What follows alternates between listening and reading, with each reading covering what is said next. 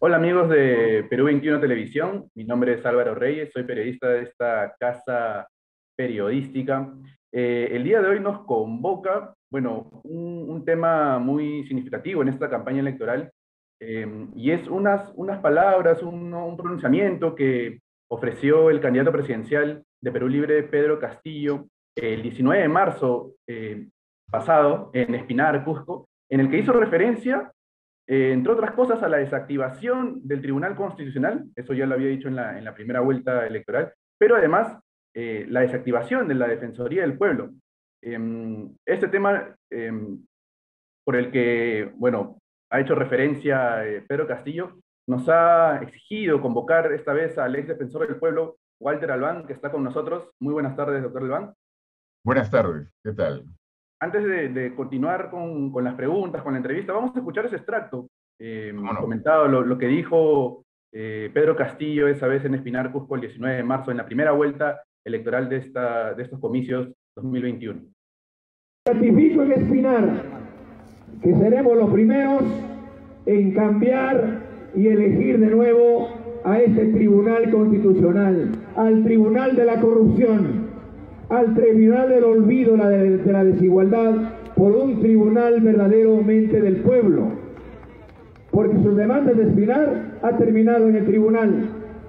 La demanda de los maestros está dormida en el tribunal. La demanda de los incluso de los compañeros que cobraron víctimas de los agroexportadores están en el tribunal. La plata de la ONP, que no se quiere defender su demanda de ellos, está en el tribunal. Todo está en el tribunal. Entonces, ¿para qué queremos un tribunal? Y lo peor, que hay que desactivar la Defensoría del Pueblo. Ustedes conocen, la Defensoría del Pueblo ha defendido el final. Pero ¿cuánto se lleva? ¿Cuánto? Las empresas transnacionales están con las horas contadas. Bien, esa es la intervención que hizo Pedro Castillo en Espinar, Cusco. Volvemos a repetirlo, fue el 19 de marzo durante la primera vuelta electoral. Entonces, al respecto quería preguntarle al doctor Albán, como ex defensor del pueblo, sus primeras impresiones respecto a a estas palabras. ¿No? Ha dicho que desactivar la Defensoría del Pueblo sin antes primero no hacerlo con el Tribunal Constitucional, ¿no? Dos organismos totalmente autónomos. Bueno, yo creo que esas afirmaciones son, por decirlo menos, desafortunadas, tanto en cuanto al fondo como a la forma, porque yo me imagino que lo que ocurre con el señor Castillo es que él nunca imaginó que iba a terminar peleando en la segunda vuelta la posibilidad de ser presidente del Perú. Y entonces ya en este país estamos acostumbrados a frases grandilocuentes, afirmaciones que parecen muy radicales, ¿no es cierto? Para ganar respaldos. Pero todo eso denota, por otro lado, como ahora se puede apreciar, que hay mucha improvisación de por medio. No se han pensado adecuadamente las cosas. Y yo diría que en términos prácticos, si el señor Castillo está apuntando a tratar de ganar esta elección, se hace un flaco favor a sí mismo con declaraciones de esta naturaleza. En el Perú tenemos una democracia débil, precaria, esto se ha señalado cantidad de veces, ¿no? Penetrada por corrupción, en fin, con cantidad de problemas, pero es una democracia, es un régimen constitucional y los peruanos vamos a defender eso por encima de todo. Recordemos además que a quien se va a elegir no es a una persona con poderes omnímodos, sino a alguien que tendrá que asumir lo que le corresponde conforme a esa misma constitución, pero respetando, en este caso, la independencia, la autonomía de otros órganos tan importantes como la presidencia, ¿no? Es decir, eh, vivimos en una democracia en la cual hay separación de poderes, de funciones, de atribuciones, como una garantía precisamente de que hay equilibrio y que nadie pretenda imponer su voluntad por encima de los demás. Creo que eso está fuera de discusión y el señor Castillo, que entiendo es maestro, está en este momento en necesidad de aprender. Ahora, políticamente además creo que también es un error porque él no puede pretender que pueda, con ciertas afirmaciones que a veces lamentablemente son, pues, digamos, bien recibidas por una enorme cantidad de personas, como podría ser la disolución del Congreso, ¿no? Recordemos cuando el señor Alberto Fujimori disolvió el Congreso en el año 92, y él lo hizo sin lugar a dudas fuera de toda la Constitución, o sea, contrariando la Constitución y sin haberlo anunciado antes. Bueno, hubo aplausos de mucha gente, muy poca reacción ciudadana en contra. ¿Por qué? Porque lamentablemente el Congreso, y creo que no estamos en un momento distinto, ha hecho más que suficiente para ganarse esa mala percepción, esa mala imagen. Pero no ocurre lo mismo con otras instituciones, ¿no? Ahora, no quiere decir esto que yo esté a favor de que se disuelva el Congreso, por Claro. supuesto que no. Pero digo, no ocurre lo mismo con otras instituciones y creo que la Defensoría es una de las que tiene mayor legitimidad y por eso creo que políticamente, si el señor Castillo está buscando más respaldo, pues con esto más bien los pierde, ¿no? ¿Qué significa, doctor Albán, intentar desactivar instituciones constitucionalmente autónomas como el TC, ¿no? En ese discurso que da Castillo, lo que demuestra es una aparente insatisfacción, ¿no? Por cómo el TC ha resuelto algunos casos. Él hace mención a los aportantes de la ONP, ¿no? Habla de demandas interpuestas por agricultores, que aparentemente, eso es lo que se puede colegir, no han salido en favor de esos intereses, ¿no? Entonces él dice, ¿y para qué sirve entonces el tribunal, ¿no? Quería saber qué concepción, cómo podemos mirar Bueno, esa... creo que el señor Castillo tiene una visión de la democracia muy limitada y muy equivocada, podríamos decir, ¿no? Los tribunales en general no están pues para resolver conforme a lo que todo el mundo considera mejor. Tienen que hacerlo en función de criterios constitucionales, legales, y muchas veces yo mismo y muchos creo hemos criticado decisiones tanto del Poder Judicial como del Tribunal Constitucional con las que no nos sentimos conformes o pensamos que no se han manejado las cosas adecuadamente. El derecho a la crítica es parte de la democracia, pero de ahí a decir vamos a desactivarlo, vamos a desaparecerlo, de ninguna manera. Eso implicaría asumir un rol autoritario, ¿no es cierto?, donde no se quiere respetar la institucionalidad y eso sí es muy delicado. Yo quiero pensar que esto ha sido parte, como dije antes, de una campaña un poco populista de alguien que en algún momento no tenía ninguna posibilidad. Creo que, digamos, la sorpresa que tiene que haber tenido el señor Castillo es parecida a la que debió tener el señor Alberto Fujimori el año 90, ¿no? No estaba en un primer momento ni siquiera en el rubro otros y de pronto comienza a atropellar ya en la fase final del proceso electoral y contra todos los pronósticos resulta como ganador, ¿no? Pero tiene que ser muy consciente que el respaldo hasta ahora recibido es francamente menor. O sea, como sabemos, todos los candidatos y candidatas en esta elección han tenido pues un respaldo ciudadano muy bajo, ¿no? Creo que en el caso de él no llega al 12% del electorado, o sea, de quienes figuran o figuramos en el padrón electoral. Entonces, si alguien ahora está en situación de proyectarse a la posibilidad de ser elegido presidente, tiene que medir las cosas de otra manera. Creo que ha llegado el momento de aprender también y de mirar entonces en su entorno. Ahora, a mí me extraña en concreto, por ejemplo, la declaración respecto a la Defensoría del Pueblo, A porque, eso iba, doctor. O sea, ¿qué es lo que usted percibe que pueda llegar a entender Pedro Castillo sobre la Defensoría del Pueblo? Porque lo que aparentemente ahí se percibe es cierta ignorancia, ¿no? De la real función de la Defensoría del Pueblo, porque él menciona, ¿no? ¿Qué ha hecho la Defensoría del Pueblo por Espinar? ¿No? Que recordemos, Espinar también una ciudad en Cusco, ¿no? Donde hay mucha actividad minera, ¿no? Y donde ha habido conflictos, incluso sociales, en torno a este rubro, ¿no? Entonces, ¿qué percibe usted que podría estar demandando él a la Defensoría del Pueblo, ¿no? Con este mensaje. bueno, yo diría en la experiencia que he tenido en ejercicio de estas funciones, sobre todo en el campo, a veces la idea del poder y quién ejerce el poder se mira como en bloque, ¿no? Como que todo formara parte de lo mismo. El Estado vendría a ser una entidad que de alguna manera suma a todas las instituciones y todas se conducen de la misma forma.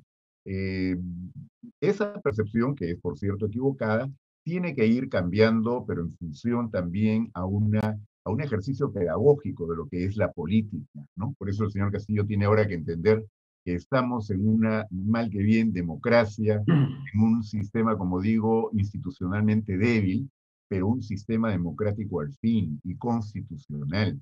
Y eso hay que valorarlo por encima de todo y hay que distinguir los roles.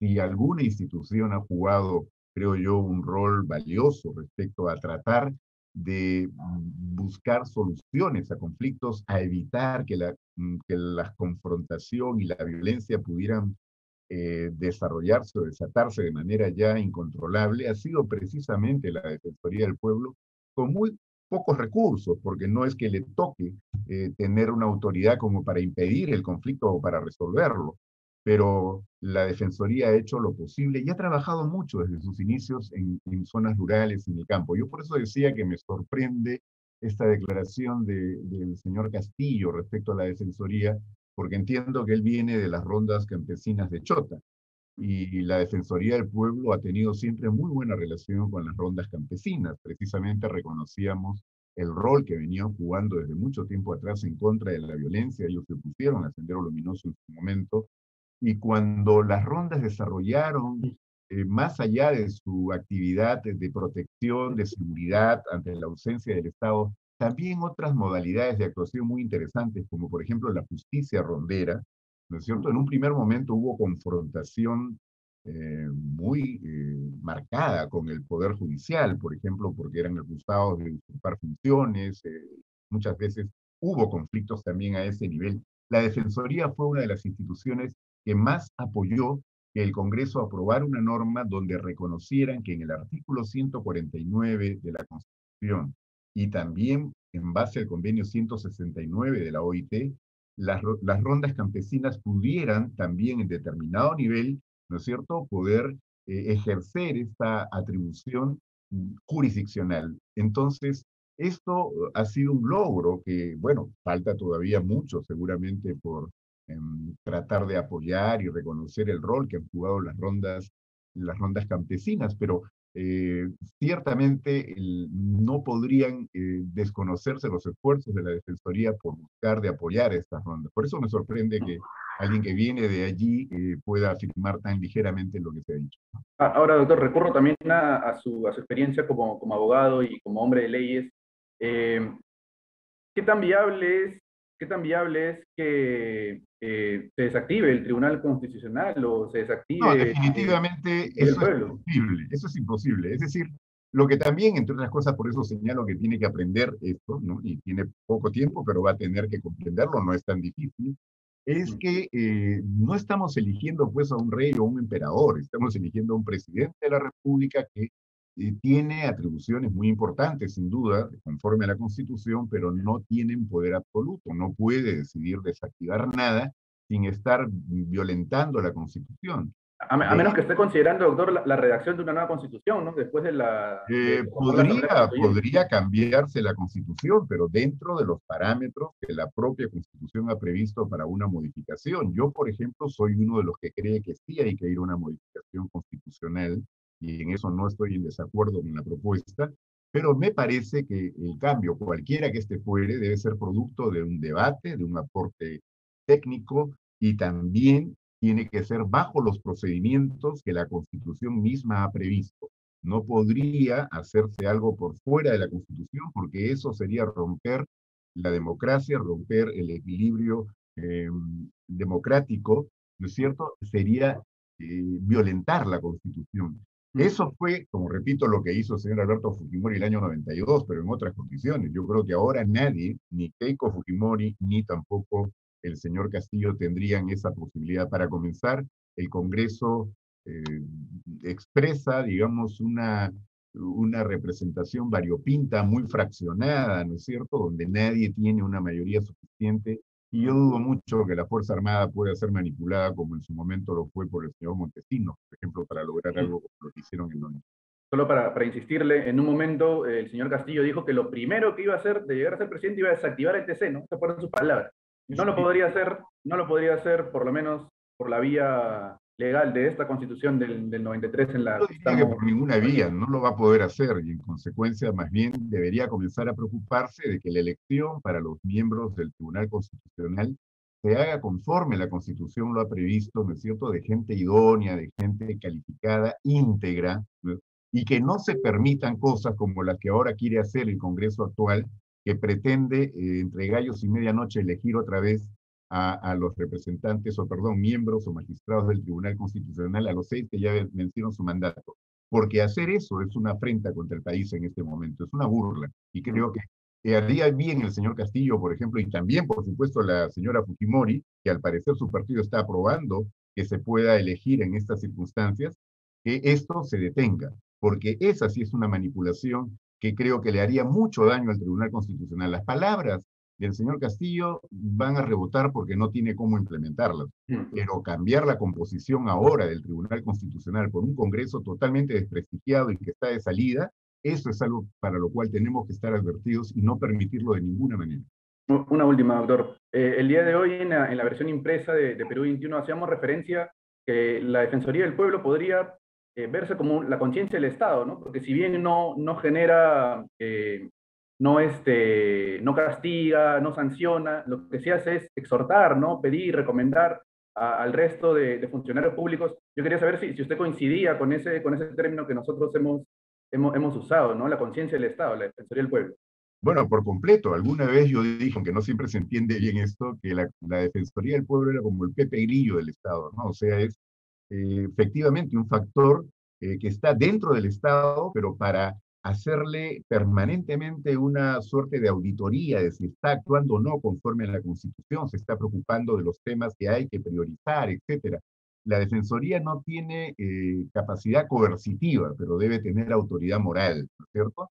Y esa autoridad se gana, se construye. Y yo creo que la Defensoría, con todas las limitaciones, y por cierto puede haber incurrido también en errores, pero en el balance la Defensoría ha cumplido en el Perú un rol que le ha ganado esa legitimidad, la ha podido construir a pulso, ¿no? Desde la época en que el doctor Jorge Santisteban funda como primer defensor del pueblo la institución en el año 96, y donde muy pronto hubo que defender la democracia contra un régimen autoritario, y eso le significó una confrontación no solo con medios oficiales, sino también incluso con medios de comunicación social que fueron comprados, como después se supo, por esta mafia que se había enquistado en el poder. Creo que la Defensoría demostró su independencia y aunque era una institución pequeña y con presupuestos muy limitados, estuvo siempre al lado de las luchas democráticas y de los sectores más vulnerables de la ciudadanía. Eso le ha dado una legitimidad y creo que no se puede pasar por encima de eso como si fuera una cuestión en la cual se puede incurrir demagógicamente en cualquier momento, ¿no? Creo que hay que tenerlo Entiendo. muy presente. Entiendo. Bien, doctor Anwar, le agradezco más bien por su tiempo, por esas precisiones, creo que ha sido muy claro. Nos queda, esperemos claro a los lectores también y a la audiencia de Perú 21, la importancia de tener entidades autónomas, ¿no? En este país. Muchas gracias nuevamente. Gracias también. Bien, amigos de Perú 21 Televisión, esta ha sido la entrevista con el doctor Walter Albán, ex defensor del pueblo y también ex ministro del Interior. Conmigo va a ser hasta una próxima oportunidad. Así que no dejen de ver Perú 21 Televisión, siempre ver nuestra edición impresa y nuestra versión web. Hasta luego.